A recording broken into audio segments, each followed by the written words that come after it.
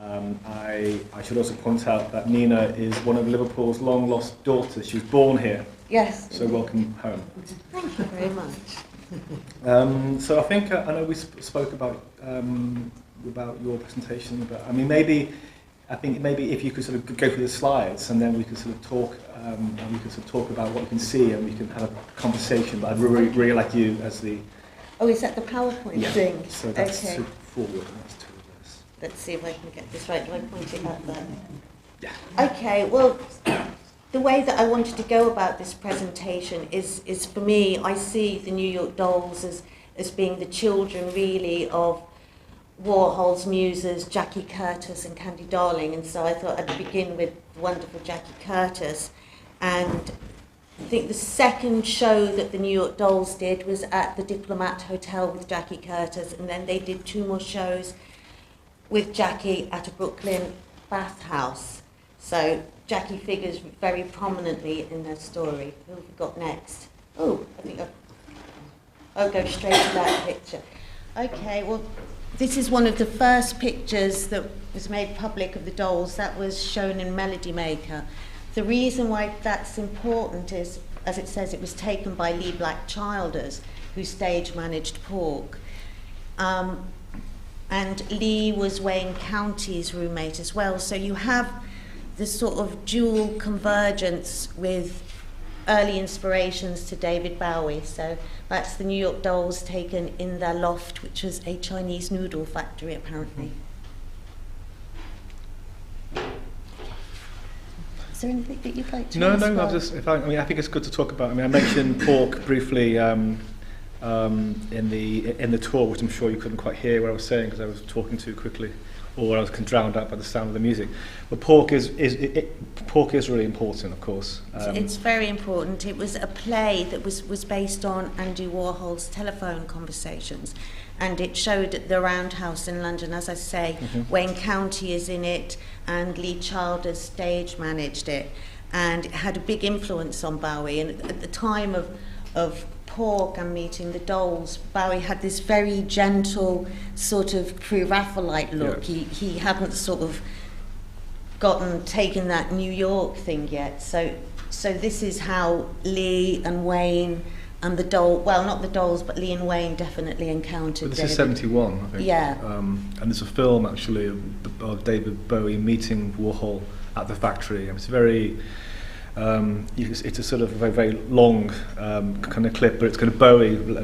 He turned up at the factory, and so the story goes. Warhol didn't want to let him in, and it was Glenn O'Brien, who was the editor of Interview magazine for the 70s, who persuaded Warhol that he should bring him up because he had just released this LP, Hunky Dory, and it's a really great record, and he's going to be a really kind of huge star. But actually, the conversation between Warhol and Bowie is very stilted, and they don't really have a lot of chemistry. But they do start talking about shoes. I mean, that's the conversation that Warhol. And he talked to the Dolls about shoes as well. Yeah. Well, shoe fixation. Yes, very important 70s subject. And also, the shoe is completely in a way. It's very, very, very like emblematic of glamour. I think. Oh, totally. And it's. Like in the show, there's something. Although the very early drawings by Warhol, kind of commercial drawings that he did when he was a commercial artist of shoes. So I think there's a kind of a shoe thing going on in the show. I think. Oh, I suppose it's about total dandyism, really, the shoe. Yeah, and transformation, I suppose, as well. Yeah. Like, because obviously Bowie did change his footwear after meeting the Dolls, as we shall discover. Yes, if I can get this thing right. I did think it was a mobile phone, but there we go.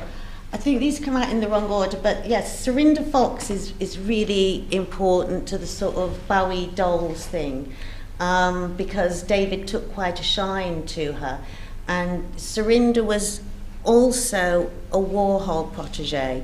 They wanted, I think the motif of Marilyn Monroe repeats over and over again in 70s glam, and you have sort of Candy Darling on the one hand being Monroe, and you also have her friend Serinda being Monroe. And the other thing that Serinda fits in with the female glam slant is that she There's an Armenian girl called Kathleen from an abusive army family, and she came to New York and she transformed herself into this wonderful creature that captivated Bowie, and he wrote The Jean Genie for her.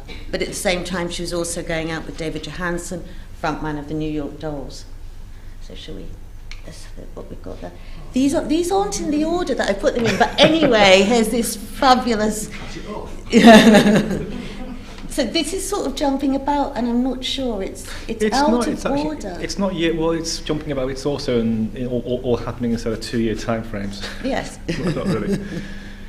Can we? Is it going to go back? No. I'm not sure what's happened. Anyway, this is. We were supposed to do a bit more in New York, but the dolls are being time travelled through to Beaver here. And one of the reasons why David Johansen said he wanted to play Bieber was he liked playing in cabaret situations. And I can't think of a more wonderful place for the dolls to have played. But as everybody knows, the New York Dolls went and got this PA system that wasn't meant for, it was meant for a huge auditorium. So, of course, everybody was deafened by them. And I think you had Paul McCartney in the audience. Very importantly, you had Malcolm McLaren in the audience, and for McLaren that was the beginning of his big romance with the New York Dolls. And as we've also heard mentioned today, there was a shoplifting incident. Arthur Kane, the New York Dolls bass player, who was a wonderful creature, this 6 foot tall sort of blonde haystack thing, he wanted this, it was a black woman's jacket with leopard print collar and cuffs, but he couldn't afford, he didn't actually pinch it. What he tried to do was swap the price tag for a cheaper one, only security nabbed him, and the guitarist Sylvain. But in Barbara Huliniki's memoir, she actually said that because they were doing the show that night, they decided to let them off with it, and Arthur did keep that jacket. So there you go, there's a happy ending to it. What have we got there? Okay, this was, I said, this This is taken by a photographer called Gilles Laurent, who's a New York photographer still shooting, and he took some great images. I will show you, but some great images of the dolls. He also shot people like the Coquettes, who were also in the show. And what the reason why I chose this illustration is the first picture that we saw of the dolls was that little black and white one, but this is, they've got their record deal. And they're about to sort of be launched upon middle America, and this was the look that they went out with, which is pretty shocking, really. It's amazing. Yeah, it's amazing. And the thing that's both sad and wonderful about the dolls is that LA, New York, Detroit absolutely loved them, but when you sort of got to, what would you call them, blue collar or white collar areas? So the bits in between, yeah. The bits in between, the bits in between, the large areas in between, yeah. Sadly didn't get it. So they had the same management team as Aerosmith, and Aerosmith became the sort of safer version, but at one point the Dolls and Aerosmith were sort of competing. Safe. Oh yes, right, this is Serinda Fox being Candy Darling. And then we should have, I hope, oh no, we haven't, but que sera. This is quite interesting. We were talking before about how people adopting a persona, yes. becoming, this is sort of becoming Candy Darling. And I think it's the idea that there was a sort of network of relationships, really, and it draws back to sort of, I don't know, to Hollywood, really, I suppose as well, to the glamour archive of Hollywood. And I should also mention, you were talking as well, that David Johansen also was somebody who performed in the theatre of the ridiculous, I think. He did. He had a small role. He was apparently a spear carrier, although I've never seen any pictures. Was he wearing glitter?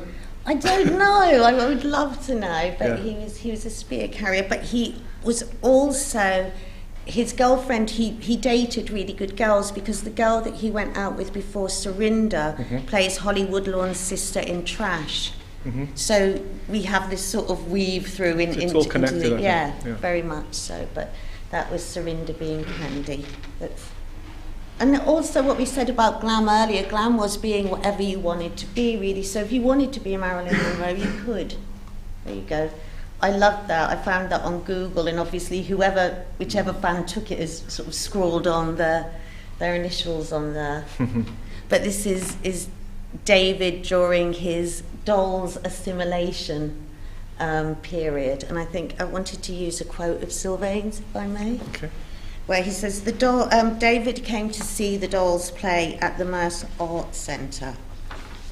And Sylvain, their guitarist, said to me, David kept asking us questions. How did you get your hair like that? Where did you get your shoes? I'm not saying that the dolls turned him on to his feminine side. He already had that, but we brought something out in him. His makeup got heavier, and then he went out and got a pair of custom-made high backless mules in the same style and from the same guy that we went to. So, I mean, yes, certainly very important. And the other thing that I also forgot to mention is that the Dolls' first drummer, Billy Mercier, is David wrote about him in the song Time, as well as the memorial, because Billy died. So I think he says, I can't even remember the lyrics. Yes. Yes, thank you. Thanks, It eluded me. Yes.